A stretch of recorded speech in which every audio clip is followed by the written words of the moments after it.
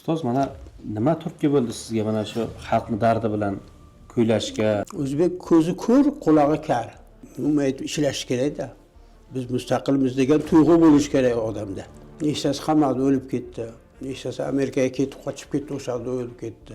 Karimovni mustaqillik asoschisi, mustaqillik bir poydevorni qo'ygan shaxs deb bilishadi-da. Bizga qarshi bo'lgan, mol biladi, mo deydi. Karimov bizga qarshi bo'lgan. Bizni xalqimizni savodini atayin o'ldirishdimi yo bizni o'zimiz shuni xohladingmi? Abdulla Aripov tirik shoir edi. Tilimiz kesilgan. O'zbekiston degan davlatni oilada muloqot tili o'zbek tili bo'lmagan bir shaxs boshqarganda. Shukur qilib yuraveramiz. Qonimiz to'sha bo'ldi. O'sha paytdagi siyosiy rejimni bevosita tanqid qilgansizda, sizga bir Karimov davrida qanday ta'zir bo'lsinmi bilmadim. Vatan tashlab ketib bo'ladi. O'lsak shu vatanda o'lamiz. Shuning uchun yuk solmadik-da. Konsert bo'lsa bo'ldi, o'yin bo'lsa. Karimov o'sha qo'riqchilardan ham ideologik jihatdan qanaqadir qo'rqqan ekanmi deyman-da. Vatan qanaqa? Vatan kimniki? Biznikimi, o'risnikimi bilish kerak. O'zini odamlarni chiqaradi, gapirtiradi, maqtaydi. O'zbek o'ldirilgan xalqda. O'ldirilgan xalq. Vatan omon bo'lsin.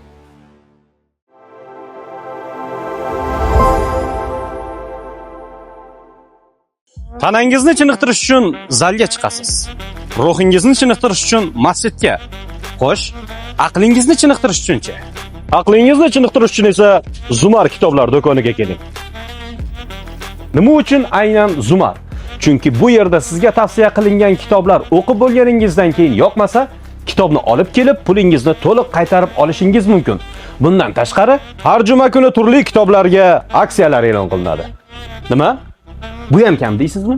Unaqada Vafo Mo'min nomidan keldim desangiz, yana 10% chegirma qilib berishadi. Ey baraka topkurlar, kitob o'qishingiz uchun yana nima qilib beray? Endi ham kitob o'qimasangiz, uyat bo'ladi hojaga. Ustoz, sizni ko'rib turganimizdan xursandmiz. Rahmat sizga, rahmat. Salomat bo'ling. Necha kirasiz ustoz? So'ramasa? Necha? 84. 84. 40-yilmanda. Lekin sog'lom turibsiz lekin. Yo'q, sog'lig'imiz yaxshi, sog'lig'imiz yaxshi. Turibsiz. 85 yoshda bo'lsangiz ham ancha sog'lomsiz. Ayni paytda nimalar bilan bandsiz ustoz? Hozirmi? O'sha dam olamiz, kelgan mehmonlarni kutamiz. Bir ko'chadan aylanib kelamiz. Ijodchi ijod. Ijoddan bo'ladi, kam bo'ladi. O'sha o'zgalarga yozgan she'rlarimni o'qib o'tirdim yerda. Ilgari o'sha 70, 80, 90larda yaxshi she'rlar yozgan ekanman. 4liklar, 2liklar, qisqalar. O'shani o'qib o'tirdim. Bu ham o'sha hurriyat haqidami yoki Yo'q, aralash. Aralash, ha? Jamiyat haqida, hurriyat haqida, ozodlik haqida fikrlarda endi meni fikrim yetgani qadar saviyamga qarab yozgan ekanman. Hozir unday yozolmayman. O'shanda tirik ekanmiz-da. Tirik ekanmiz, yozganmiz. Qo'rqmaganmiz. Endi shijoat ham bo'lganda o'qaydi, yoshlik shijoati. Bu ham bo'lgan. Yoshlik shijoati bilan o'ta boshqacha ijod. Mana rasmni ko'ring, rasmni tirikda. Tirik. Hozir ham shu rasmdasiz, sal o'zgarib. Yo'q, hozir qaraganmiz, hozir qaraganmiz. Lekin ko'z tegmasin, haqiqatdan ancha yaxshi turibsiz. Yoshingizga nisbatan ancha sog'lom turibsiz, ustoz. Ko'rinish sog'lom. Ustoz, mana sizda bir Xudo bergan iqtidor bor. Ham o'zingiz she'r yozib, o'zingiz bastalab, o'zingiz kuylaydigan mukammal ijodkorlardan desa bo'ladi-da sizda.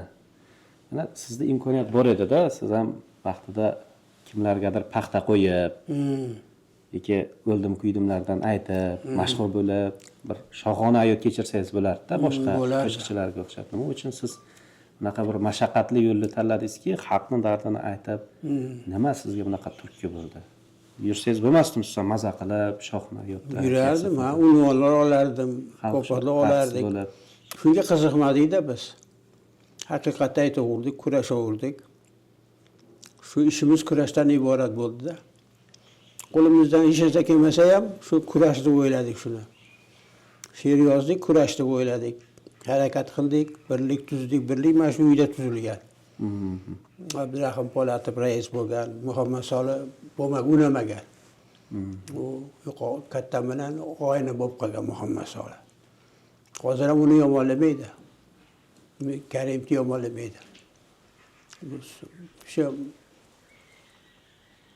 shunaqa ekanda dunyoqarashi. Erk partiyasini tuzgan, ha? El tuzgan qurultoy bo'lmagan. Qurultoy deb e'lon qilgan, qurultoy bo'lmagan, odam bo'lmagan. 4 kishi bo'lib qurultoy qilgan. Xabarim bor undan ham. O'sha Karimov kelgan prezident bo'lib, sekretar bo'lgan kompartiyaga. Shunda buni chaqirgan. Shunda oshna buni kurortga jo'natgan eri xotinda. Yaltaga kurortga. Shunda oshna bo'lgan bunga. O'shani gapiriga chiqmagan. Karimov bu Po'latov kurashgan, Abdurahim Po'latov kurashchi bola edi u. Birlik tarkibida. Ha, endi birlik partiya keyin bo'ldi u, harakat edi u. Ustoz, mana nima turtki bo'ldi sizga mana shu xalqni dardi bilan kuylashga, ijod qilishga? Yoshligimda bo'lgan, maktabda o'qir edim bunda. Ha, yoshlik. Maktabda o'qiganda she'rlar yozganman, qo'shiqlar aytganman. Birovni qo'shiqlar aytmaganman hayotda. O'zim yozib, o'zim kuy qilib, o'zim aytganman. U 60-yillarda maktabda o'qir edim. Milisa kelib olib ketgan meni. Maylis qilgan, shunaqa gapiryapti deb. Antik teskari gapiryapti. Qaranglar deb keyin zibor qilib gapirgan meni. Olib ketgan ham bir marta. Endi Brejnev davri bo'lganda u paytda. Ha, yo unda Xrushchev edi unda. Xrushchev edi. Xrushchev bo'lgan. U paytda ham o'sha Stalindaqa davr edimi, so'z erkinligiga anaqa narsaga qattiq qarardim, fikr yurtdi. Ya endi o'sha o'risi tuzilmaydi-da. Mustamlaka edik biz. Shuni bilmaydi o'zbek. Mustamlaka bilmaymiz deydi. So'rasangiz bilmaydi. Mustamlaka bo'lgan, bosib olgan, 2 marta bosgan. 1910-yilda bir bosgan. Undan keyin 1900 nechinchi yil ham Pronza kelib bosgan. Andijongacha borgan Pronza. 2 marta bosilgan O'zbekiston. U Chor Rossiyasi paytda bir marta bosgan, Chernayevlar kelgan. Bitta kelgan. Mana Chernayev bog'i bor-ku, o'sha nomga qo'yilgan. Hozir ham Chernayev deyishadi. Bitta bosgan, Qo'qonni bosgan. Go'shgacha borgan ular. Nikolay paytida, Nikolay Pasha paytida. Undan keyin Sovet davrida Pronza kelib bosdi. U bu yoqdan kelgan Pronzadan. Bu yoqdan yo'l yo'q edi. Qozog'istondan cho'l edi, yo'l yo'q edi. Bu yoqdan kelgan. Samarqand, Buxoro yoqdan kelgan. Yo'l o'sha yoqdan ilgari. Bu yoqda yo'l yo'q edi. Yo'l keyin ochildi. Haqiqatda mustamlaka bo'lganmiz biz. Juda qattiq qirg'inbarot bo'lgan, ayniqsa shu Chor Rossiyasi paytida. Qo'qonda adashmasam bir kechani o'zida 10 mingta odam o'ldirilgan deyiladi-ku. O'sha nima bo'lganda haligi bir millat bor-ku, armanlardan iborat. Dashnaqlar bo'lgan, qirgan. Dashnaqlarni yuborgan deyishadi. Shuni qirgan yerga oshna ulamini, oshna bo'ladi. Sovet davlati hammasini birlashtirib yuborganda, bitta til qilgan rus tilini birlashtirib yuborgan. Shuni ichida o'zbek ham bo'lganda o'zbekni ham qirgan ular. Shuni dashnaqlar qirgancha bilmaymiz deydi. O'qitmagan maktabda. Maktabda o'qitmagan.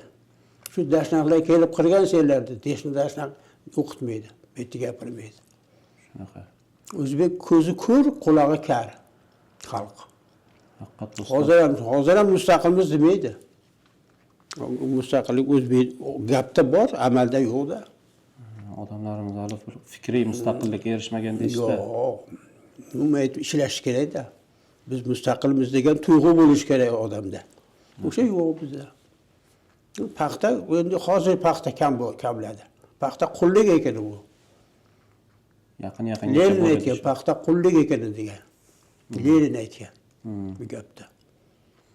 Qul bo'lib tug'iladi, qul bo'lib o'ladi o'zbek. O'zini bilmaydi. Yangi kasb shuncha kiydim, qornim to'ydi deydi, shunga xursand. Hayot bunday bo'lmaydi hayot. Hayot farovon bo'ladi. Hayotda mana endi mashinalar bo'ldi, mashina bo'ylab, odamlar o'zbeklar. Mashina ko'p hozir. Shu yemaydi, ichmaydi, mashina oladi, pul to'plab mashina oladi. Shuni xursand, mana mashinam bor deydi.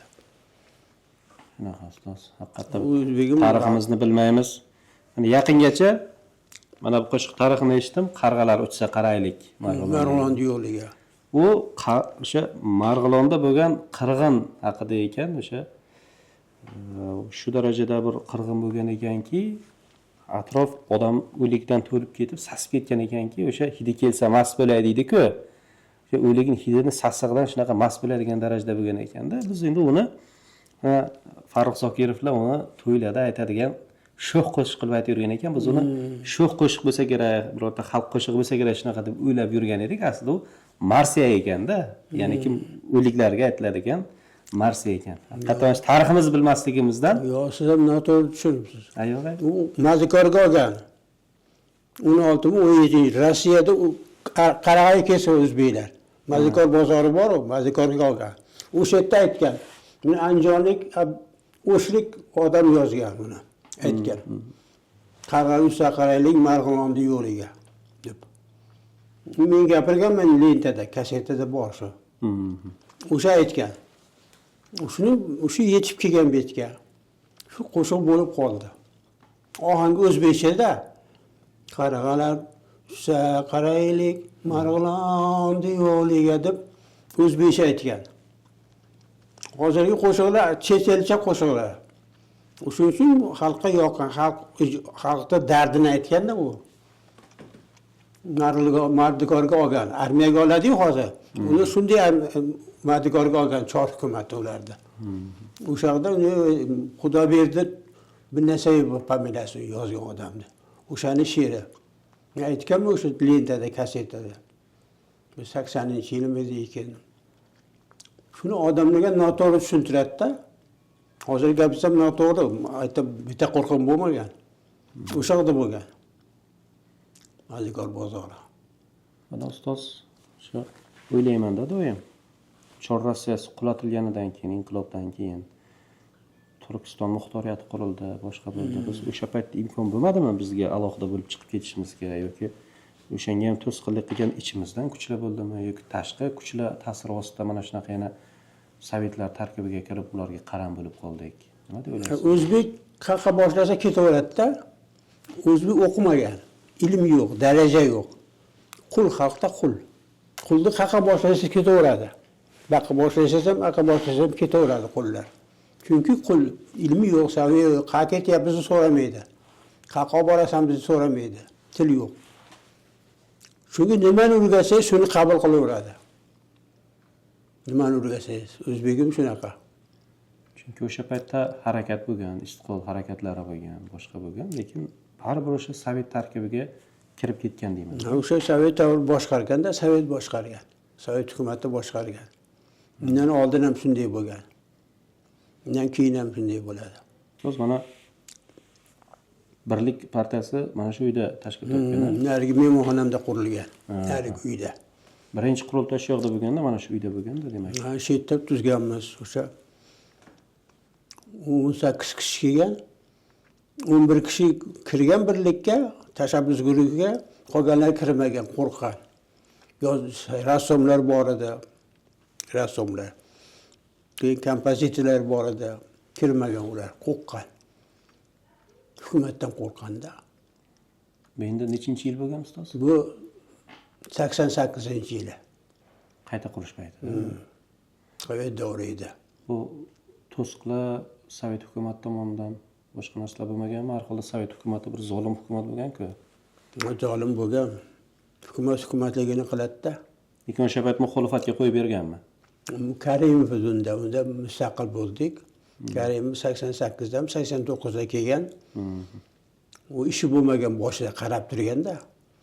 Bular qaga borar nima qiladi? Biz o'rgangandan keyin mustaqillik uchun, ozodlik uchun kurashishni bilganlik hujumga o'tgan bizga. Qamagan odamlarimizni. O'sha jiddiylarni qamagan. Nechtasi qamalda o'lib ketdi. Nechtasi Amerikaga ketib, qochib ketdi, o'sha yerda o'lib ketdi. Unga jiddiyligini bilganda Karimov, ilgari qaramagan. Qarab turganda nima bo'ladi, nima qiladi bular, nima ish qiladi. Tuzumga qarshi, siyosatga qarshi chiqqanimizdan keyin mitinglar qilgan mana shu Lenin maydonida. Lenin maydoni bor-ku. Skverda hozir Toshkentda deydi. Shu 3 marta miting qilganmiz. Video bor, go'ga berib qoladi. Keyin birinchisi Chuqursoyga jo'natgan bizni. Qo'qqanda Chuqursoyga piyoda borganmiz. Shukurlar jamiyati bor, o'shda miting qilganmiz. O'shda miting bo'lgan. Keyin qaradiki, buni o'zimga qaratib olaman birlikni dedi-da bu. Kalta o'yladi. Maydonga ruxsat berdi, Qizil maydonga. 3 marta Qizil maydonda qildik. Kariyevni yo'rig'ida yurmadingizlar-da? Yo'q, yurmadik. Shuni bildi u. Men yo'limga yuradi deb o'yladi-da u. Kalta o'yladi. Qaradiki, jiddiy gaplar bor. Shuning uchun bizga qarshi kurashdik. Ixtilofli masala bor. Karimovni mustaqillik asoschisi, mustaqillik bir poydevorni qo'ygan shaxs deb bilishadi-da. Bizga qarshi bo'lgani u jinni o'zbek jinni gapiradi televizorda. Asoschisi bildik deb. Islom Karimov mustaqilligimiz asosi. Yolg'on gapiradi u. Dinini yutganda. O'zbekda din yo'q, bilmaydi. U bizga qarshi kurashgan-ku. Mustaqillikka qarshi kurashgan. Bizga mustaqillik, ozodlik bo'lib, o'risdan ozod bo'laylik deganman Moskvada. Hammamiz gapirganmiz. Shuni ko'rmaydi, bilmaydi. O'zbek mol xalq, mol. Besaysa bo'laveradi, bu qo'mmi? Moldan battar xalq bu. Mol biladi, mo deydi. Lekin o'zbek mo demaydi. O'zbek degani shu-da. Shu o'zbek nomi Mo'g'ulning nomi, O'zbekxonning nomi. Shuni bilmaydi o'zbek. O'qitmaganda, maktabda o'qitmagan. Maktabda o'qitmaydi. Qulni boshlasangiz ketaveradi, lekin o'zi ketmaydi. Qul xalq o'zbek xalqi. Shuni qulligini bilmaydi. Paxta ekib, paxta tirikchilik qiladimi? Qul u. Erkin xalq o'zini yeri bo'lishi kerak, o'zi joyi bo'lishi kerak.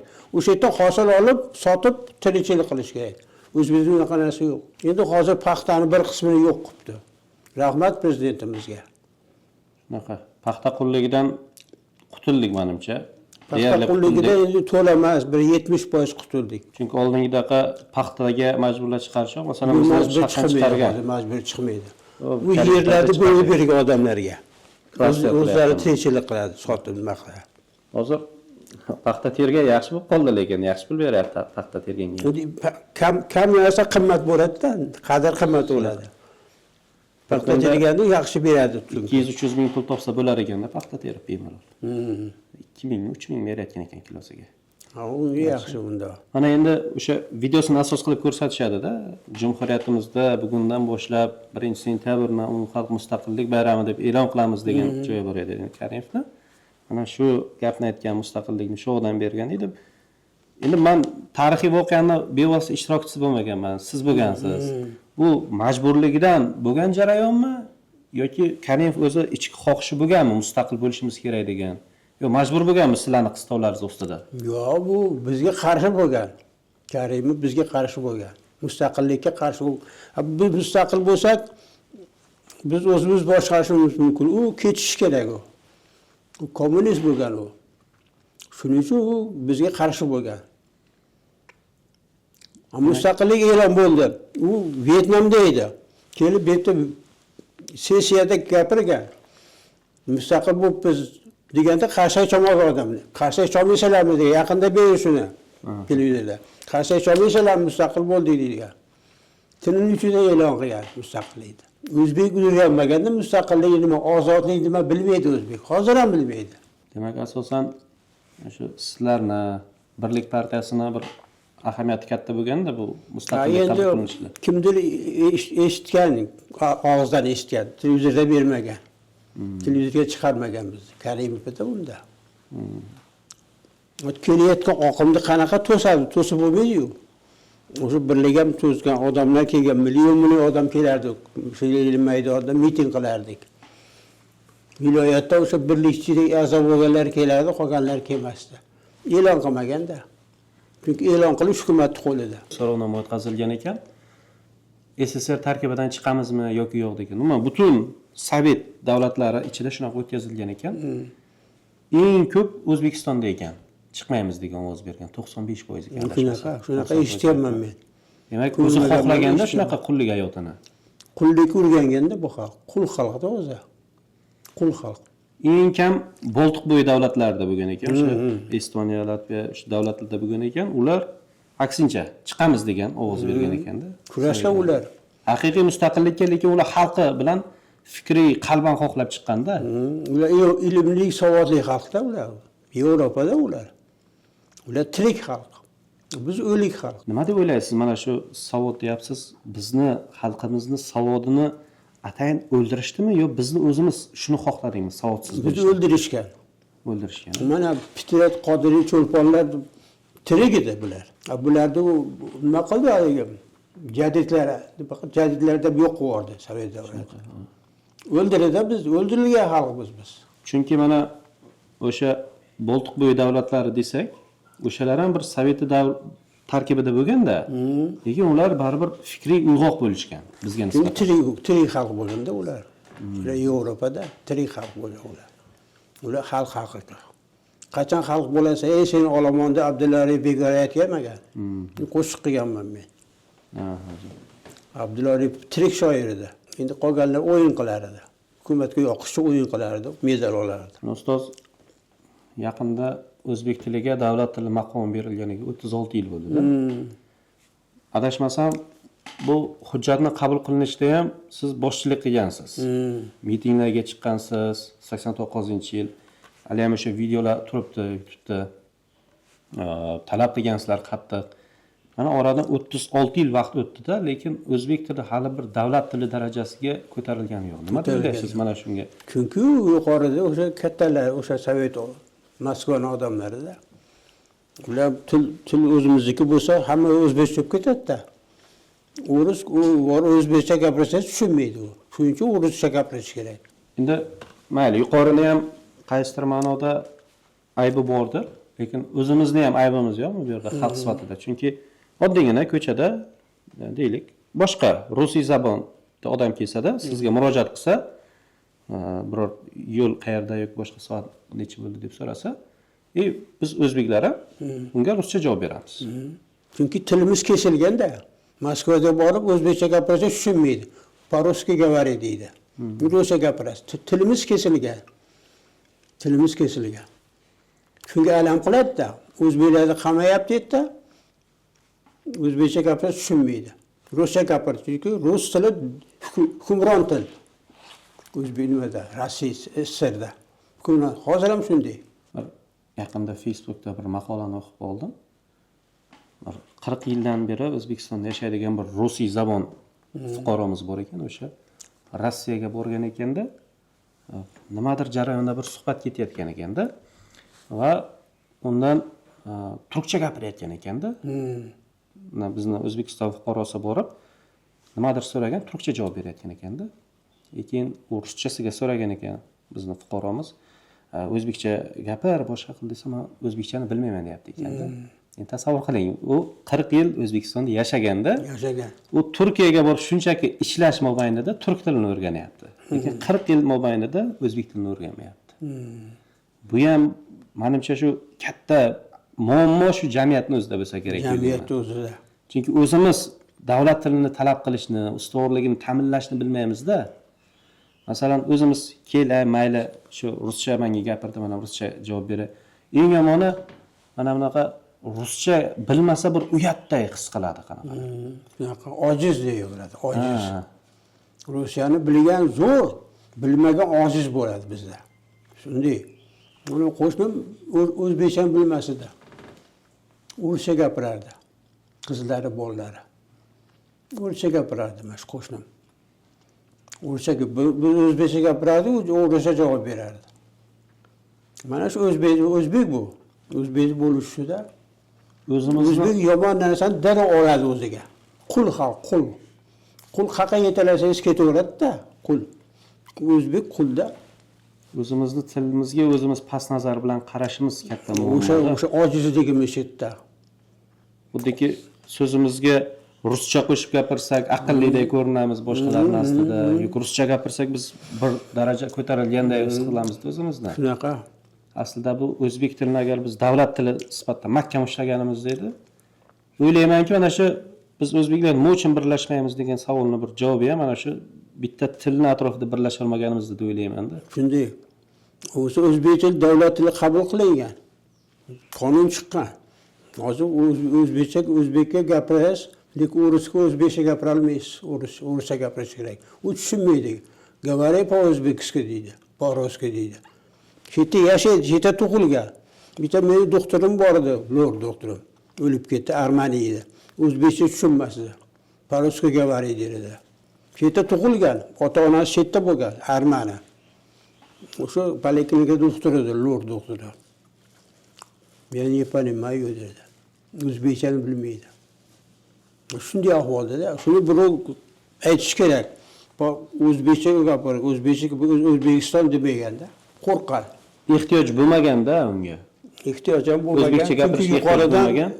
O'ris tili davlat tili deganda. Yuqori nimani o'rgatsa shuni xo'pdir edik. Mana bir shunaqa yozilmagan qoidalar bor ekan. Ya'ni maxfiy bir qoidalar bor ekan. Rus ayolga uylansa, rahbarlarni yuqoriga ko'tarilish ehtimoli bo'lar ekan. Masalan, o'zbek ayolga uylansa, kimgadir shunga xabar eshitdimda mana. Shunday bo'lgan. Usmon Yusufning xotini o'ris edi, Stepanova degan. Shunaqa.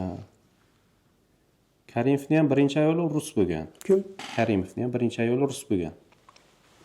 Ikkita ayol keyingi o'ris-u keyingi. Tatar bo'lgan kishi. Tatyana Karimova tatar. Nimami? Tatyana bilan tatar. Hozirgi xotinimi? Ha, tatar u kishi menimcha. Yo'q, o'ris u. O'zbekchani bilmas ekan. Ha, lekin o'zbekcha bilmaydi. Nevaralar o'zbekcha salomlashishda ham bir g'alati-da. Shundan ham bilsangiz bo'ladi, o'zbekcha hatto salomlashishni ham bilishmaydi. Demakki, qizlar ham bilmaydi o'zbekchani.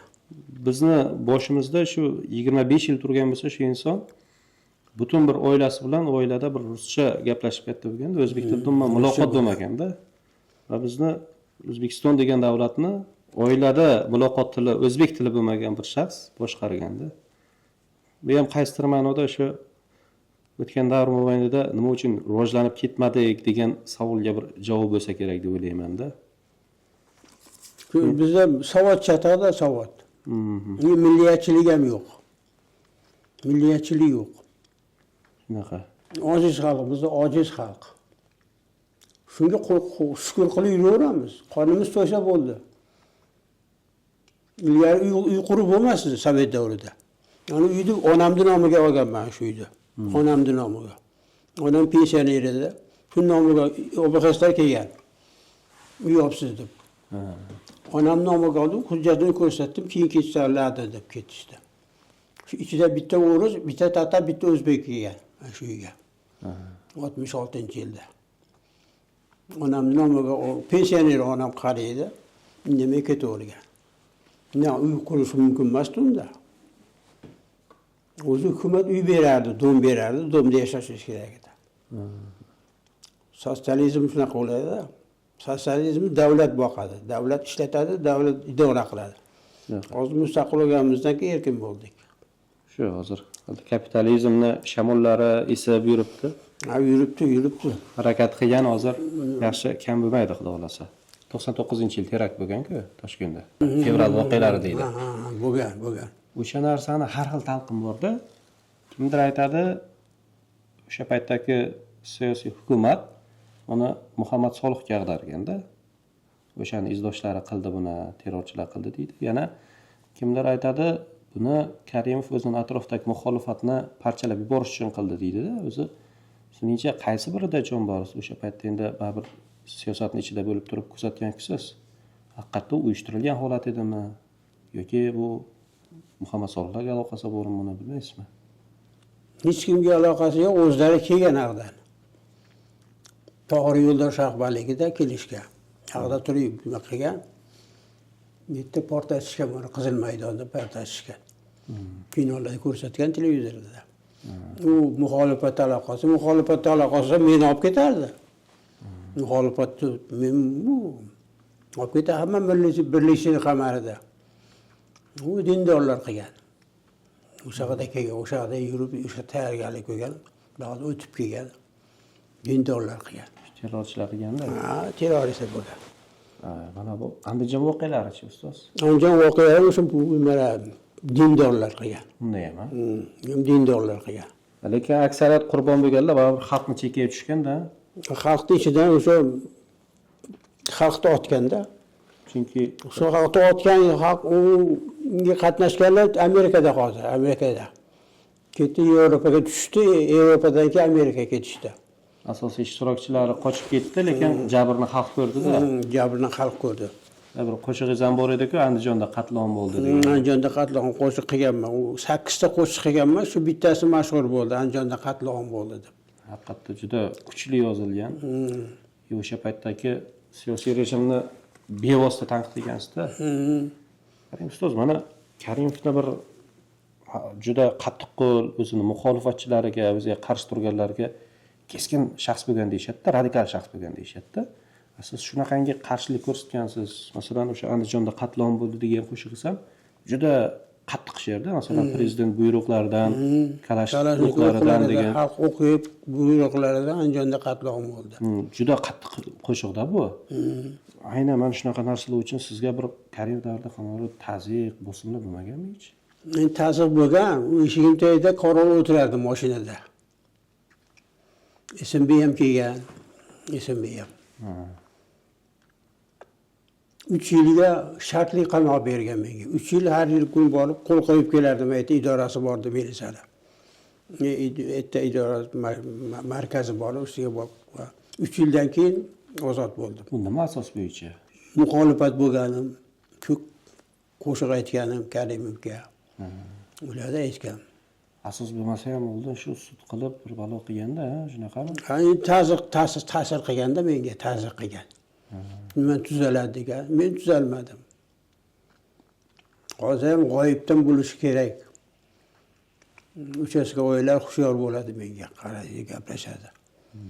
Endi menimcha hozirgi siyosat davrida siz menimcha ancha qora ro'yxatlardan chiqqan bo'lsangiz kerak. Shunday bo'lsa kerak. Televizorga chiqarishdi bir marta o'tgan yili. Televideniya ham ancha ko'rilgan, YouTube'da ham ancha ko'rilgan video o'sha. Siz haqingizda ko'rsatib Endi hozir jim yuribman-da, uni biladi ular. Agitatsiya qilmayapman. Siyosatga qarshi gapirmayapman. Shuni hisobga oladi ular. Endi menimcha hozir nisbatan yengilroq. Hozir yengilroq. Chunki mana siz bilan mana suhbat qilishimizni ham o'zi ham bir yengillikda.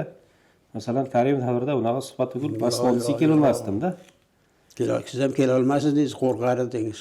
Sizni qo'shiqlaringizni men Karimov davrida yashirincha eshitardim. Rosa bir sizni muxlisingiz bo'lganman-da. Bizni ham boya suhbat boshida aytdim-ku, 2010-yil birinchi marta sizni eshitganman. O'sha Mardikor bozorida deganingizni. Endi 2009-yillar sal kattaroq she'rlar yozishni mashq qilib boshlaganman-da, barmoq vaznida, sekin aruzda mashq qilib ko'rganman o'sha payt. She'riyatga qiziqib kirib kelayotgan paytim. O'zimga qanaqa bir yo'nalish tanlasam ekan deb turgan. Bittasi keldi. Endi bunaqa telefonlar modaga kirayotgan payt edi. Yangi Nokia telefonlar. Shunday qo'yib berdi menga. Eshitdim, men qotib qoldim-da uni. O'zbekiston degan yurt Mardikor bozoridir dedi. Men ham portladi-da. Qanaqasiga bu odam bunaqa aytish mumkin deyman. Keyin surishtirdim, bu odam qayoqda deyman. Bu O'zbekistonda turib bunaqa aytish mumkin emas deyman-da. Bilsam O'zbekistonda ekansiz. Shundan keyin o'zimga yo'nalish topdim dedim. Men haqiqat uchun kurashaman, haqiqat shoiri bo'lishga qaror qildim. Endi shu havaskor shoir sifatida mana shunaqa ijod qildim. Haqiqat uchun kurashsangiz, xalq uchun kurashsangiz, u dunyoga yuzingiz yorib boradi-da. Bu dunyoga mard bo'lib borasiz. Men kurashdim. Xalqni qullikka qarshi kurashdim. Boshqachalarga qarshi kurashdim deb mardona borasiz. Mana lagan bordorlar bor hozir. Ular bunday qiladi. Yuzi shu yutulardi. Qaddi bukilgan bo'ladi. U dunyoda ham so'roq bo'lar ekan. Shunaqa. Odam mardona bo'lish kerak-da, mard bo'lish, tirik bo'lish kerak, o'lik bo'lmasa kerak. Meni shiorim shu. Bor oqmi oq, qorami qora deyish kerak-da. Shunda inson o'zining vazifasini bajargan bo'ladi. Ammo Yevropalarda, Amerikalarda to'g'risini gapiradi. Rost gapirsa qo'yib yuboradi, qamamaydi uni. To'g'ri gapirdi deydi.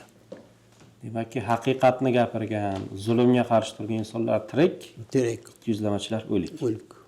Ajoyib fikr bo'ldi ustoz mana shu. Endi mana bu suhbatimiz ham hech bo'lmasa bitta odamni bir yuragida uchug'ini uyg'otib, kimnidir bir haqiqatni anglashiga bir turtki bo'lsa, shu bizning yutug'imiz deb biladi. Masalan, men o'sha paytda sizni ijodingizdan ta'sirlanib, o'zim uchun bir yo'nalish tanlaganman-da. Va bu yo'nalish tanlaganimdan afsuslanmayman. To'g'ri, o'zimga ham negativlar ko'p bo'ladi. O'zimga ham qaysidir ma'noda bir bosimlar bo'lishi mumkin. Lekin uni bir o'ziga xos lazzati bor endi, buni siz yaxshi tushunasiz. Albatta. Siz bizdanda yuqori bir azobli yo'llarni bosib o'tgan shaxssiz. Biz aytolmagan gaplarni aytgansizda, shu uchun buni yaxshi tushunasiz. Mana bu suhbatlarimiz ham aynan shu uchun qilyapmizki, mana shu hozir imkoniyat berilyapti. Hozirgi siyosatda gapiringlar, odamlarni uyg'otinglar degan paytda imkon qadar harakat qilyapmizki, bir qanaqadir bir odamlarga manfaatli suhbat beraylik deyapman. Rahmat sizga, rahmat. Sizni fikrlaringiz juda ham muhimda bizga. Hozir odamlarimizga yetkazsak, aytdingiz mana odamlarimiz uyg'onishi qiyin deyapsiz. Lekin men ishonaman, ustoz. Chunki ishonmasam bu ishni qilmasdim-da. Ishonib shu ishni qilib yuribmiz. Mana sizning oldingizga keldik. Bu odamlarni uyg'otsan, yaxshi niyatda yuribmiz-da, ustoz. Nima tirik odam ekansiz-da siz? Imkon qadar harakat qilyapmiz shunaqa bo'lishga. Ustoz, o'zingiz mana shuncha xalqning yonida turdingiz, haqiqatni kuyladingiz. Nima deb o'ylaysiz? Mana shu nima uchun xalqparvar insonlarga xoindek qarash bir shakllanib qolganda bizda? Xoin deb o'ylaydi. Nimaga mana shunaqa bo'lsa? Odamlar o'zi savodsiz-da, o'qimagan. Olib o'qidi, o'qimagan. Olib o'qib yurtida ham o'qish programmasi ozodlik gapi yo'q edi. Qullik. Men bitta misolda aytaman. Shu hadrada o'qirdik. Vatan kinosi bor, o'sha jurnalist ko'rsatdi edi.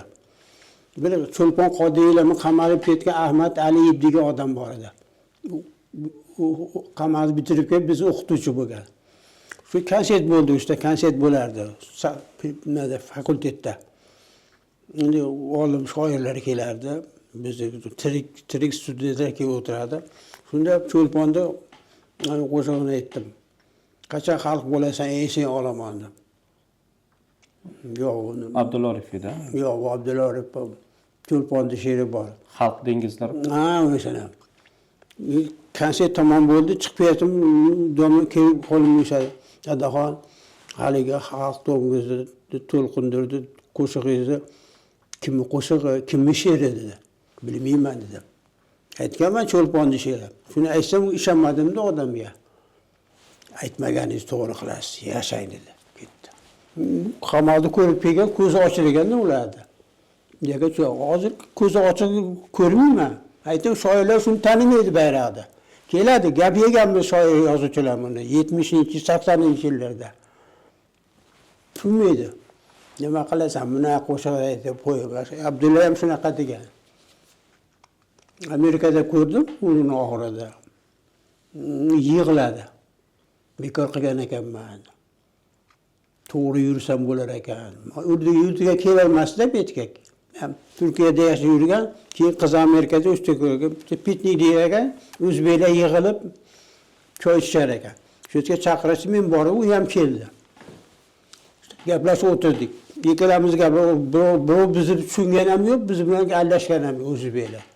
Xotinlar, bolalar, govgaranglar ketganda, vatan tashlab ketib bo'ladi. O'lsak shu vatanda o'lamiz, chet elda o'lmaymiz, biz chet elga bormaymiz. Necha chaqirsa bormayman men. O'sha yerda yig'ladi menga. Bekor qilgan ekanman. Abdulla Orifmi yoki? Abdulla Orif shoir.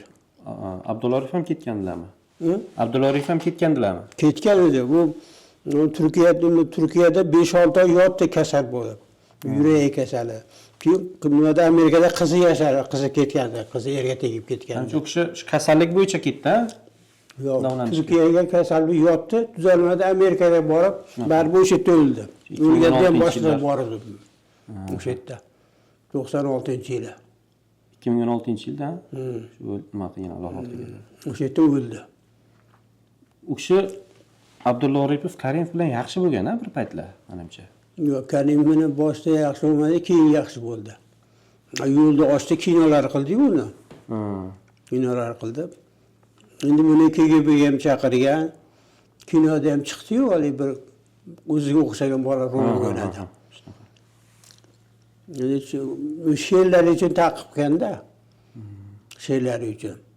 Nimani xalq eshitsa, xalq e'tibor qilsa, shunga qarshi kurashganda KGB. Keyin u Karimov bilan nima sabab bilan unaqa orasi buzilib qolgan? Orasi buzilgani edi shu zo'r shoir bo'lganda. Zo'r odamni ko'ra olmasdi. Shoir ham menman, prezident ham menman dedi Karimov. Shunaqa odam edi u. Egoist desam tushunasiz, egoist odam edi. Xudbin. Men bilaman deydi.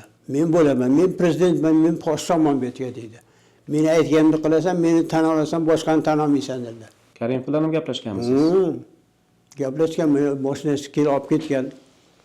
O'sha gaplashganman. Prezident bo'lgan paytimi? Prezident edi, ha, prezident 93 da edi, 93-yil. 2 soat gaplashdik. Faqat o'zi gapirgan. Shunda bilgan men egoistligini. O'zini birinchi planga qo'yadi-da u odam. Ikkinchi planga qo'ymasdi. Men deydi. Mana siyosat ham shu Sovetni boshqardi. Aytdim, Vyetnamda yurib, pul telefon qilib, nima qilyapsizlar degan. Kelib ko'rganki, vaziyat bunaqa. U nima mustaqillikni e'lon qilgan parlamentda. Yaqinda bir o'sha parlamentda e'lon qilgandi. Chiqib o'zi gapirdi. Biz mustaqil bo'ldik-ku, mustaqilmiz deb odamlar qarshi olmay o'tirdi, mol. Parlamentda mollarni olib qabul qiladi. Mollarni nima qiladi? Parlamentga oladi. O'sha paytda tirik odamni olmaydi. Nechta tiriklar chiqib ketdimi? Ko'chirboyev, yana 4 bola bordi qamoqda hozir. Hali 5-6 bola chiqib ketdi, parlamentda haydash bordi. U to'g'ri gapirganda. To'g'ri gap tuqqaningga yoqmaydigan gap bekorga chiqmaganda. To'g'ri gapirsangiz, qo'shningizga ham yoqmaysiz. Mana shu qo'shni men bilan gaplashmasdi. Muxolifatchi edim. Mening qo'shnim boshqa odam keldi, hozir tanimayman kim u. Kelib men qo'shni bo'lib keldim deb so'rash kerak-da. Men chiqmayman kelibsiz deb. O'zbek shunaqada, o'zbek o'lik xalq. Bu tirigi bitta ikkita bor menga sizga o'xshagan. Ularni qo'lida ishlasa kelmaydi. Armiyasi yo'q, boshqasi yo'q. Quloq soladi ama, quloq solib eshitadi sizni. O'zini bilganini qiladi. Chunki men bizga o'xshasa tirikchilik qila olmaydi, bola chaqani boqa olmaydi-da. Tirik odam shunaqa. O'zbekistonda tirik tug'ilmang, tirik bo'lmang, kun ko'ra olmaysiz. O'zbekiston shunaqa yurt. Mana hozir davra suribdi amaldorlar. Hokimlar, boshqalar, parlamentdagilar. Hayot yo'q. Bizga hayot bermaydi. Shu parlamentdan birontasi kelib, Ko'chirboyev yaqinda kelib ketdi, suhbat qildik. Kelib men bilan gaplashmaydi. Bironta parlamentda a'zosini bilmayman, tanimayman. Televizorda ko'ramiz xolos. Gapirmaydi, erta ham parlamentda ham gapirmaydi, haqiqatni gapirmaydi-da. Chunki o'lik hammasi, o'lik. O'lik gapiradimi? Gapirmaydi. O'lgan holda ketadi qabrga. Shu 90-yilda parlament juda bir qattiq bo'lgan-a? 90-da tiriklar ko'p bo'lgan-a, adashmasam. Endi bo'lishi mumkin, biz ko'rmasdik, ko'rsatmasdi-da. Sovet davri edi unda. Sovet davri edi. Sovet davri ham mahkam ushlagan. Mahkam ushlagan. Chunki juda qattiq gaplar bo'lgan-ku, o'sha Karimovni ham kerak bo'lsa deputatlar tanqid qilgani bor biriktasini. Bitta ayol tanqid qilgandi-da. U ham o'lib ketdi. Keyin yana Mirsaidov degan bir vitse-prezident bo'lgan, shunaqa. Yo'q, vitse-prezident bo'lgan, vitse. O'rinbosar bo'lgan. Bosh vazirda. Bosh vazir. Nimasini mandatdan tashlab chiqib ketgan-ku, tashlab chiqib ketdi. U xalqparvar edi u.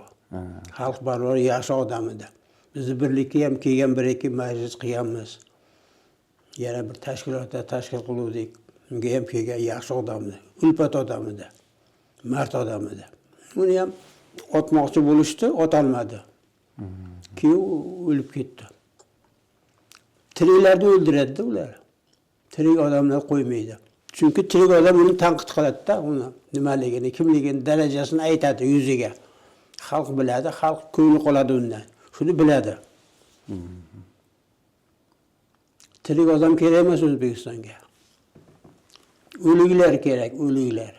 O'lik gapirmaydi. Kapanga o'rada ketadi. So'z mana Karimov endi tanqid qilamiz. Mayli, o'ziga yarasha shaxs sifatida xatoliklari ham ko'p bo'lgan deylik. Va bir qanaqadir ijobiy xislatlari ham bo'lgandir. O'shani o'zingiz ko'rgansiz va haqiqiy muxolifat sifatida qaysi bir jihatlarini e'tirof eta olasiz Karimovni?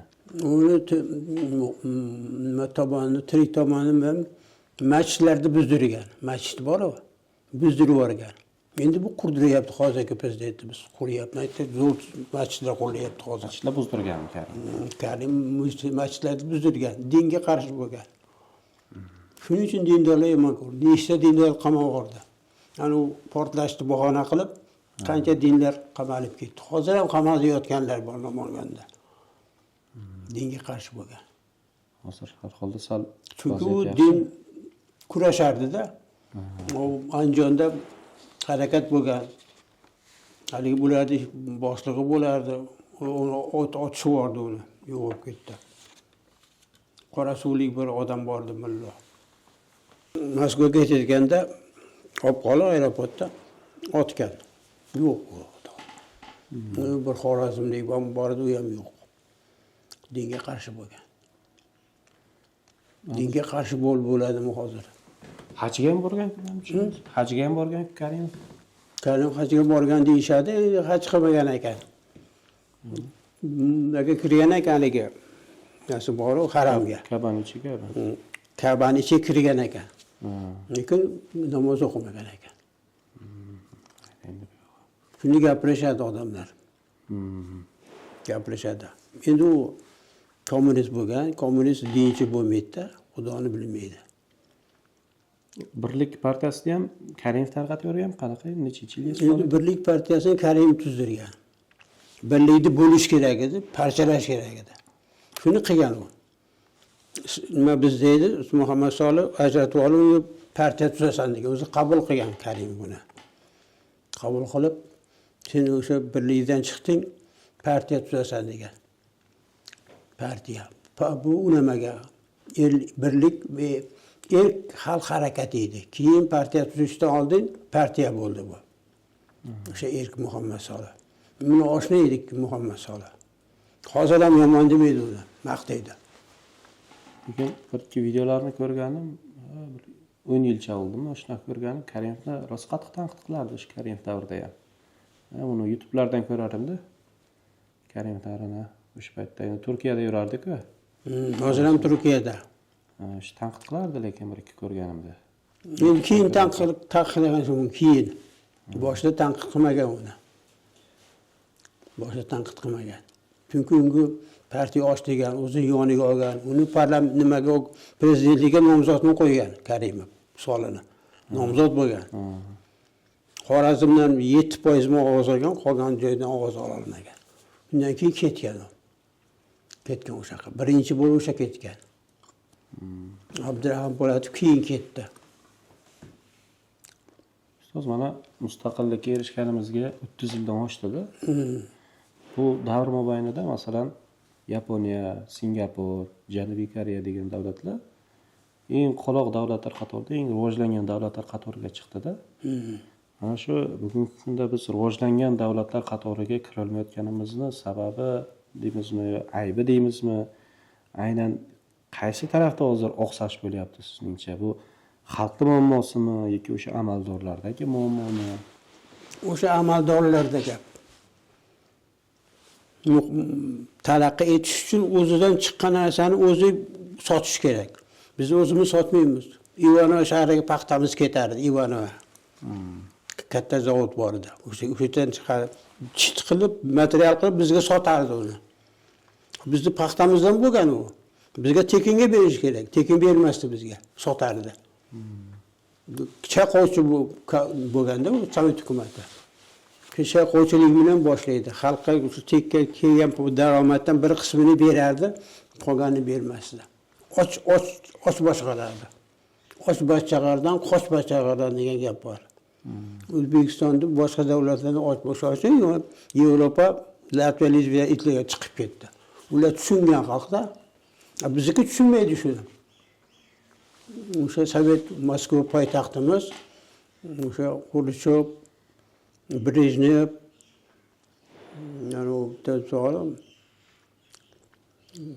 Gorbachev prezidentimizdir-da. Shuning uchun yuksalmadik-da. Avval qanday bo'lsak, shuni yuturibmiz. Undan battar bo'ldik. Paxta ekanmiz, topshiramiz. Bizda uni qayta ishlamaydi, chiqib chiqarmaydi. O'shalar qiladi. Sotadi bizga pulga. Biz qulmiz, ularga qul bo'ldik. Unga qarshi edi, o'zidan chiqdi ular. Gorbachev chiqdi, ularni keyin bizga ozodlik berdi. Mustaqil bo'ldik Gorbachev paytida. Chunki u ozod yashamagan o'zbek. Qul bo'lib tug'iladi, qul bo'lib o'ladi o'zbek. Demak, bu muammo odamlarning zehniyatida ekanda. Zehniyatda, ilmimiz saviyasida, maktabda ham o'qitmaydi, institutda ham o'qitmaydi. Aytdim-ku, hali To'lpon hukumatini aytmang, hech kimga gapirmang. To'lponniki aytdim unga. Kimni she'ri dedim, kimni qo'shiq, kimni she'ri deb bilmayman dedim. Bilsam aytishim kerak To'lponniki. Men unga ishonmadim-da. Keyin bildim uni qamalib kelgan ekan. Keyin bizga dars berdi u. Ders bergandan keyin bildim qamalganligini. Endi To'lponga qarshi bo'lgan hukumat. To'lpon Qodiriylarga qarshi bo'lgan. To'lpon Qodiriy deb bo'lmasdi unda. Endi qo'shiq qilib aytganman men, qo'shiq qilib. Men Sovet davridagi o'qiydi. Sovet davrida, Sovet davri. Nechinchi yillargacha endi To'lpon Qodiriylar unaqa To'lpon Qodiriyni 60-yillarda topganman. Uni Raul Parpov kitobini bergan. Kitobini qo'lda yozilgan, kitob qilib taxlagan, kitobat qilgan. Shuni menda hali ham turibdi o'sha. Qo'lda yozilgan she'rlari. Xrushchev davrida menimcha oqlangan ancha jadidlar. Kim? Stalinni qoralash kampaniyasi bo'lgan. Xrushchev boshlagan o'shani. Lekin o'sha payt jadidlarimizni ham anchasi oqlangan deyishadi. Abdulla Qodiriy, To'lponlar oqlangan. O'shada otilib ketgan bular hammasi. Endi otilib ketib bo'lgan, keyin yana nomini oqlaganda. Nomini oqlagan bo'lishi mumkin, lekin xalq oqlamaydi-da uni. O'sha miyaga o'ynab qolgan. Dushman ekan bu. Hukumat maqtay yomonlagan buni. Shu makam o'sha edi. Hozir ham mana oqlandi bular. Xalq bilmaydi oqlanganini. E'lon qilmaydi uni. Rasmiy oqlab qo'yadi. Oqlandi bular. To'lpon Qodiriylar oqlangan o'sha. Jadidlar oqlangan. Lekin oqlanganini bilmaydi. So'rasa birovda to'g'ri oqlanibdi. Chunki televizorda jiddiy narsani ko'rib, konsert bo'lsa bo'ldi, o'yin bo'lsa. Shuni ko'radi. Lekin bu siyosiy gaplarni tushunmaydi. Eshitishni xohlamaydi ham.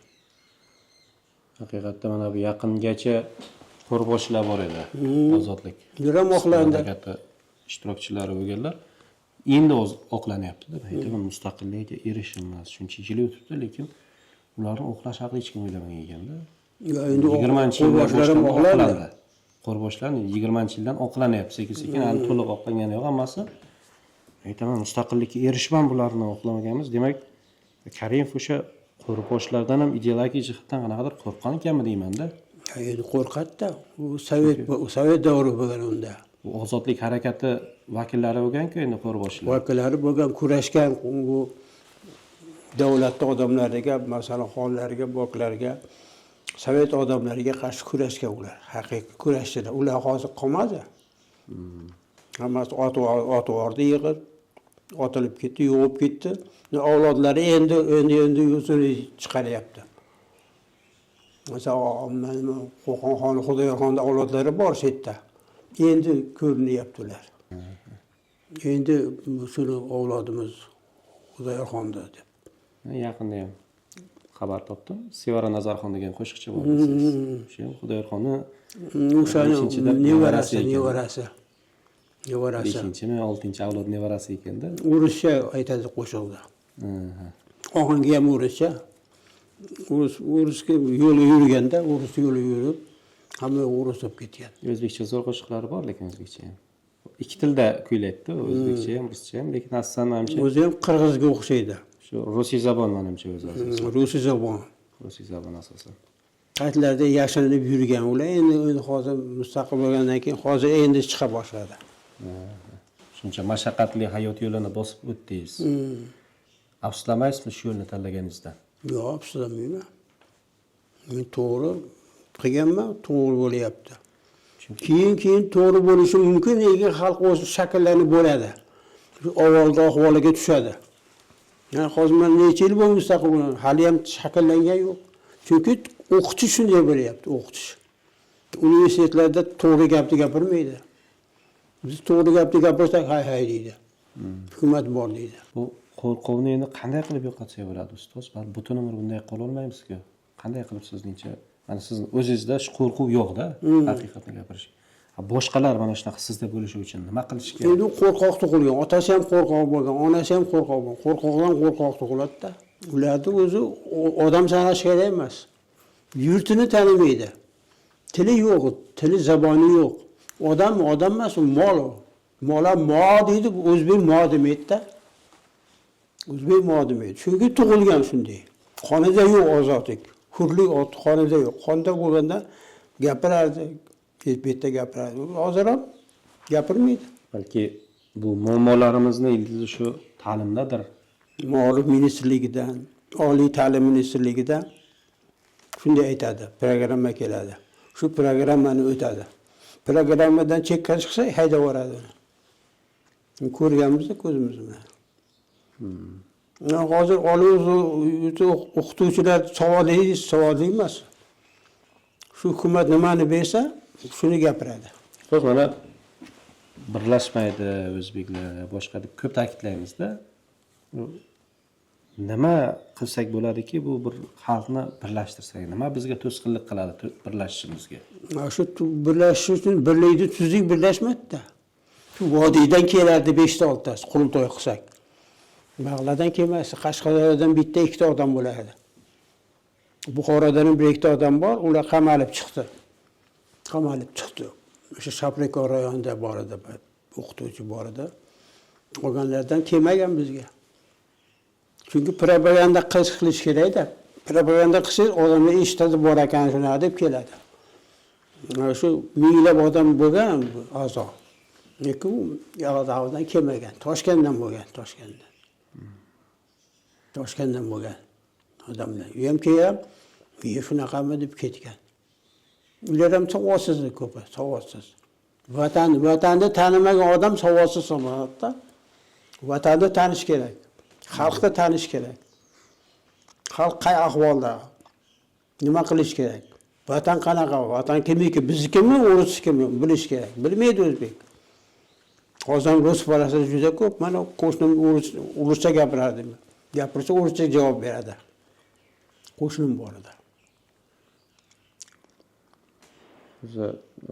Milliyatchi bo'lish kerak-da. Millatchi emas, milliyatchi bo'lish kerak. Milliyatchi bo'lsa, o'zining millati uchun kurashadi. Kelajagi uchun kurashadi. O'zbek kurashmaydi. Ya'ni genetik o'zbek bo'lgani bilan fikran o'zbek emas deysiz-da endi. Fikri yo'q-da. Fikrni o'zi yo'q. Nima haqda fikr qilib ishga boradi, ishga keladi. Oyligim nega kamam demaydi. Nima bersa shunga rahmat deb ketaveradi. Endi mustaqillikdan yaqinda 3-4 yil bo'ldi, odamlarda mashina bo'ldi. Mashina yo'q edi ilgari, mashinasi yo'q edi, kambag'al edi. Endi hozir boyayapti odamlar. Hozirgi kunga shukr qilish kerak. Lekin bu kifoya emas bizga o'zbekka. O'zbekda hamma narsa bor. Tabiiy boyliklar bor, tilla bor, neft bor, paxta bor. Hamma bor. Shuni o'ziniki bo'lmaydi-da, olib ketardi Moskva. Moskva olib ketib o'zi foydalanadi, o'zi sotardi. Foydasini o'zi ko'rardi. Xalqimizni o'zi savodsiz. O'zini kelajagini, o'zini qadr qimmatini bilmaydi o'zbekim.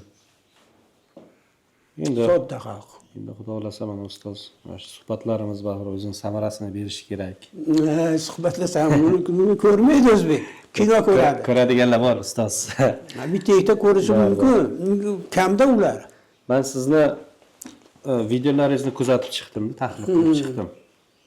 Ijtimoiy tarmoqlarda sizning videolaringiz ko'p ko'rilar ekan. Qo'shiqlaringiz ko'p eshitilar ekan. Siz bildirgan fikrlaringiz millionlab ko'rilganda. Endi bitta gapiray. Meni video qilganlar ayollar odam 5-6 ta. U siyosiy gap gapirmagan ular.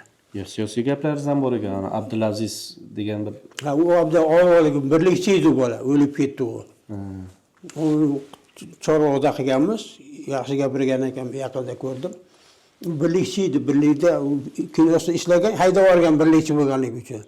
Bizda ishlardi, bizga kelardi. O'sha syomka qilgan. Endi ayollar syomka qildi-yu, ko'rdingizmi? U siyosatda gapirmaydi dedi. Endi hayotingiz haqida gap. Siyosatda gapirsangiz qabul qilmaydi buni dedi.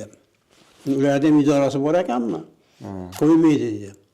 Chunki jo'n-jo'n gaplardan bo'lgan. Siyosat yo'q suhbatlarda. Lekin siyosiy fikrlaringiz ham ancha ko'p ko'rilgan. Men chunki suhbatga tayyorlanish jarayonida ko'rib chiqdim ko'p videolaringizni.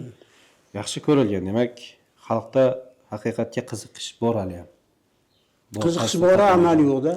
Amal yo'q, endi amal yo'q. hech bo'lmasa hozir qiziqtirib olsak, balki kelgusida amalga ko'char shu narsa. Balkim. Chunki endi Buni ham hamma ko'rmaydi-da. endi to'g'ri, hamma ko'rmaydi. Masalan, bizniki boshqalarnikiga o'xshab millionlab ko'rilmaydi. Lekin hech bo'lmasa shu 10 ta odamning taqdirini o'zgartiradigan bo'lsa, bizning yutug'imiz deb bilamiz. Endi mayli millionlab natijani chiqmasak ham. Afsuski, hamma ko'rmaydi-da. Endi beixtiyorda tirik odamlar ko'radi shuni. To'xtash ertaga bordi ko'radi. Kino ko'rmaydi, shuni ko'radi. Televizor, radiolar propaganda qilmayapti, mustaqillikni, ozodlikni, xalqni propaganda qilmayapti. O'zini odamlarni chiqaradi, gapirtiradi, maqtaydi. Shu. Endi mana oddiygina sizning bitta qo'shig'ingiz menda bir hayot yo'lini tanlashimga turtki bo'ldi-da. Endi ajab emas, bizning ham mana suhbatimiz kimlarnidir hayot yo'lini tanlashga bir turtki bo'lsa-da. Endi uncha qo'shiqni qo'yishingiz kerak menga. Qo'shiqni qo'yamiz. Agar xohlasangiz bir o'zingiz jonli qo'shiq ham aytib bersangiz, yo'q, qo'shiq aytmayman hozir. Hozir aytmayapsizmi? Aytmayapman. Qo'shiq aytib bo'ldik. Endi uni montaj davomida qo'yib ketamiz unaqada qo'shiqlaringizni. Orasida nima qo'yishingiz qo'shiq bo'lsa agar sizda. Qo'shiqlar ko'p. Hamma qo'shiqlaringiz internetda ko'p sizni. Hozir internetda qo'shiqlarga qarshilik yo'q. Prezidentimiz yaxshi, bag'ri keng odam ekan. Qo'shiq bilan ishi yo'q. Shunday ham o'zbekning o'zi qo'rqitilgan xalqda, qo'rqoq. O'zim ham meni Telegramda kanalim bor. Telegram kanalimga bir ikkita qo'shiqlaringizni tashlaganman. Dadaxon Hasanovning mana shu qo'shiqlari. Ijtimoiy qo'shiqmi, siyosiy? Shu tanqidiy, bu Mardikor bozori deganlaringizni tashlaganman. Qattiq qo'shiqlaringizni tashlaganman. Hozir unaqa juda bir taqiq yo'q menimcha. Hozir taqiq yo'q, hozir taqiq yo'q. Tarqatsangiz, ta'rif qilsangiz bo'ladi sizning qo'shiqlaringizni ham. Andijonda qatlam bo'ldi, bormi? Bor. Opsizda yaxshi. YouTube'da bor, uni ham eshitgandim. Men topolmayman shularni. Sizga uni topib beramiz unaqada hozir. Olib o'zizni nimasiga olib, maza qilib eshitib o'zingiz yana yoshligingizda. 12 ta qo'shiq aytganman Andijon haqida, o'sha Andijonda qatlam bo'ldi. Boshqa qo'shiqlar ham bor. Ularni qo'ymaydim, bilmayman, yo'q. Endi ungacha qo'zg'aling ahli mo'min, yovga qarshi qo'zg'aling, yov urus degan qo'shiqlar bor. Yov bosdi, yovlar haddidan oshdi. Bu qo'shiqlarim bor. Bunaqa qo'shiqlarimcha ko'p qo'rg'oqlar haqida aytganman. Qo'shermat, Madaminbek, Qo'qondan ko'p chiqqan o'shalar haqida qo'shiq qilganman hammasi haqida. Shermatbek, Nurmatbek, Namanganda Omon Polvon degan qo'zg'olonga qo'rg'oq chiqqan. Frunzeni otgan samolyotida.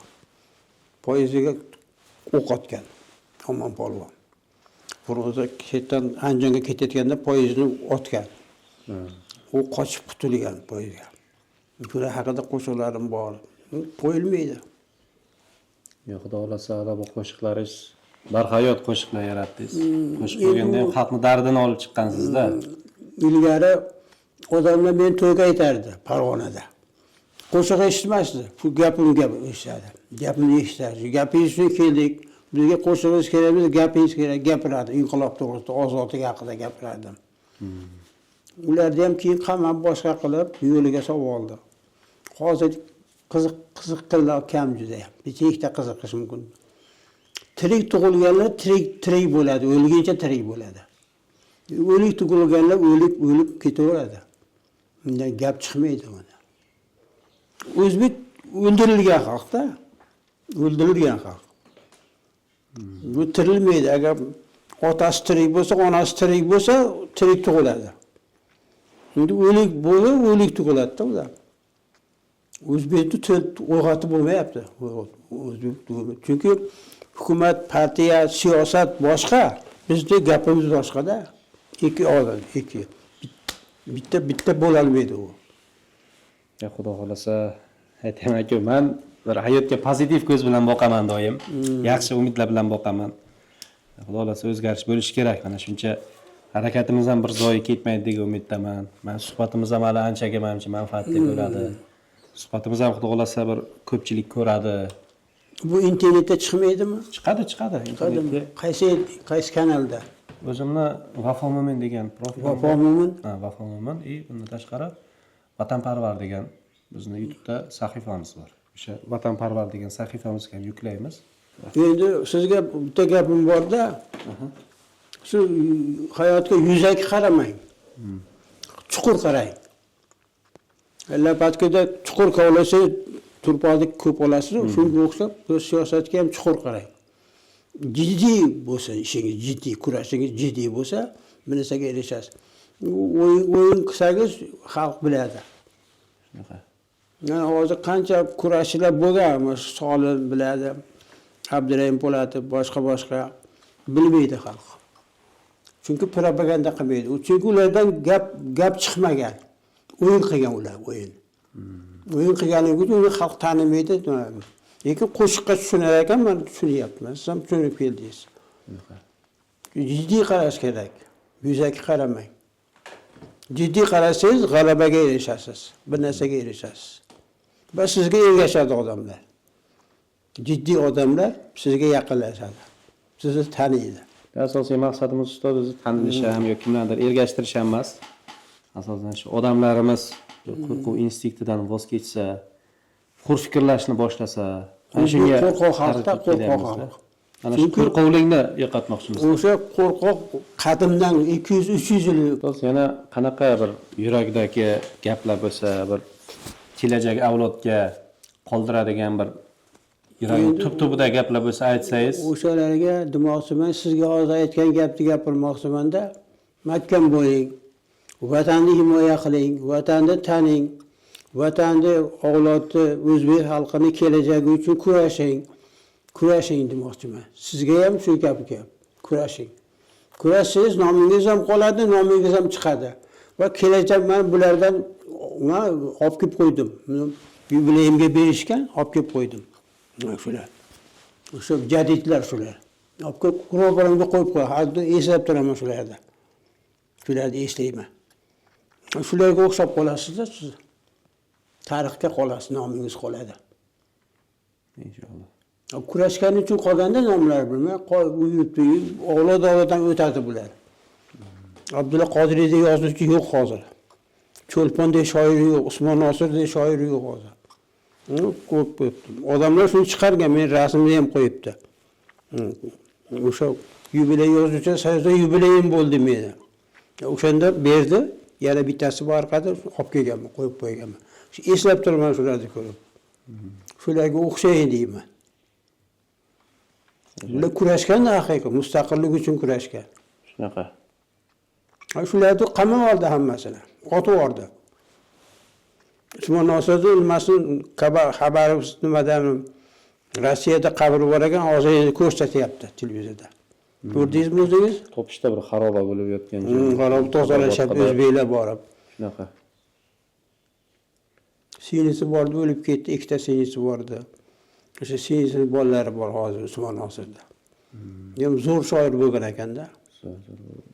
Zo'r bo'lsa abadiy qoladi ular. Nozorlari ketaveradi. Nozorlari. Mana hozir adabiyotimizda Cho'lpon Qodiriy borda, Fitrat bor. Boshqa yo'q. Chunki ular sovetga xizmat qilgan. O'shaning uchun chiqmaydi mana. O'shaning uchun biz ham ularga o'xshaylik, shularga harakat qilaylik. Siz ham shunday harakat qiling deyman. Mahkam bo'ling. Qilish kelsa ham to'g'risini gapiring deyman-da. Xudo shunga qodir qilsin. Ustoz, bizda homiyimiz bor, Zumar kitoblar do'koni. Shu kitoblar do'koni sizga o'sha kitobni sovg'a qilishgan ekan. Turkiston qayg'usi. Turkiston qayg'usi. Bu aynan siz endi bu yerga kelgan bu odam. Turkiston qayg'usi bilan yashagansiz. Alixon To'ra Sog'iniyning mana shu kitobi. Balki o'qigandirsiz bu kitobni. Yo'q, ko'rganman, o'qiganman. Mana o'qimagan bo'lsangiz, ustiga juda ajoyib ish bo'ladi, buni o'qib Xudo xolasa bir. Bu kuchli odam bo'lgan, milliyatchi bo'lgan. O'zi Sharqdan borgan Turkiyaga, nimaga, Uyg'uristonga. Bor, o'sha yerda bolasi bor debdi, o'g'li bor edi, Turkiyada yashaydi hozir. Turkiyaga ketib qolgan. Bu yerga kun bermaganda, Sovet davrida bizga a'zo bo'lgan. Bir tashkilotimizga a'zo bo'lib, keyin ketib qoldi Turkiyada. Shunday odam bo'lganda, ko'rinishni ko'ryapsizmi? Ko'zlaridan ma'lum bo'lib turibdi. Vachohat bor ko'zlar. Shunaqalar ko'p bo'lgan, u Sovet yo'q ekanda hammasini. Sovet yo'q. Chunki bular tursa, xalqning ko'zi ochilib qoladi deganda o'ris. Lekin o'risi dushmanligini bilmaydi o'zbek. Hali ham do'stmiz, hozir borib yuribdi. Ustoz, bugungi ajoyib dildan suhbat uchun sizga o'z Bu hisob emas bu. Suhbatni yaxshilik endi qilamiz. Xudo xolasa endi. Xudo xolasa bir-birimizni tanidik, mana bir-birimizga ishonsak.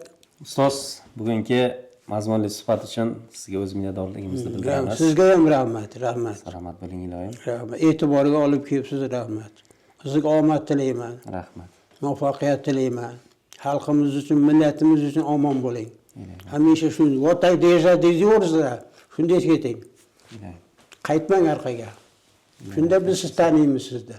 Lekin Buxorodan tirik odamlar ko'p chiqqan. Ibrohim Haqul degan og'aynim bor, işte ko'p o'tirgan og'ayni bo'lgan bo'lsa, dastlab 70-yillardan buyon. U zo'r odam edi, zo'r olim, doktorni o'qidi. O'g'limni ustozi u. O'g'lim ham doktorni o'qidi. U zo'r odam edi. O'sha yozgan she'rlarimga ham qarar edi u. Zo'r olim edi, o'lib ketdi.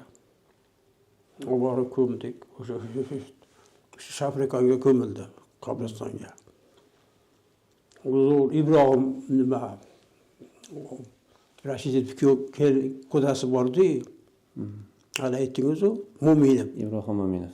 U ham zo'r odam edi. Akademik zo'r, o'sha o'zbekni dunyoga tanitgan Amir Temur haqida maqola yozgan. O'sha ochgan Amir Temurning yo'lini Sovet davrida. Kuchli odam edi. Juda zo'r olim edi.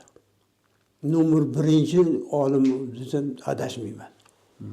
Akademik edi. O'ylaymizki, ushbu suhbatimiz ustozimiz ta'kidlaganlaridek o'lik qalblarni uyg'otadigan suhbat bo'ladi va kelgusida bu tarix zarvaraqlariga qoladi. Albatta, niyatimiz ezgu. Odamlarimiz mana shu suhbatdan qandaydir bir manfaat olsa, bu bizning yutug'imiz bo'ladi. Vatan omon bo'lsin.